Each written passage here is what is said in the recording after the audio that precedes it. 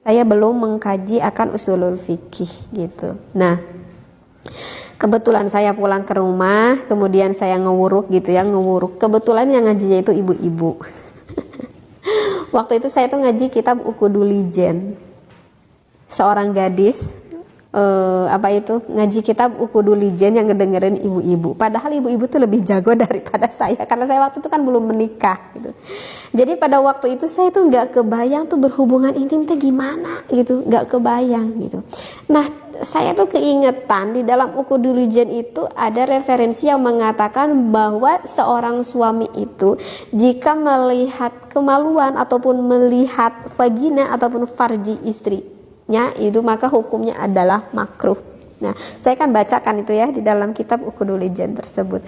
Lalu ibu-ibu yang ngaji kepada saya itu berkata, nah itu gak bisa, kalau kita berhubungan intim ya pasti terlihat gitu oleh suaminya gitu.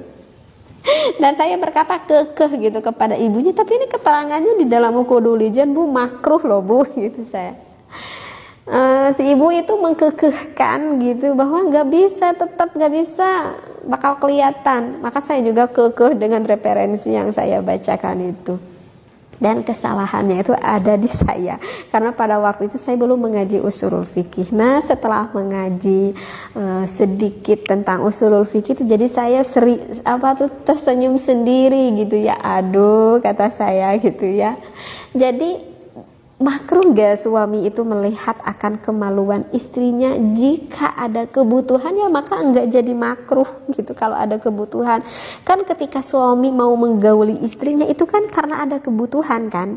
Berarti kalau begitu boleh gak suaminya melihat akan kemaluan istrinya? Ya boleh, karena kan ada maksud, ada hal yang dibutuhkan. Jangankan suaminya adalah dokter juga enggak apa-apa melihat kemaluan istri kita gitu, jika memang hal itu sangat dibutuhkan untuk kesehatan, untuk keselamatan istri kita gitu.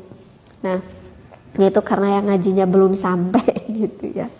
Nah, jadi keterangan apa yang sudah saya bacakan ini juga jangan langsung ditelan bulat begitu ya.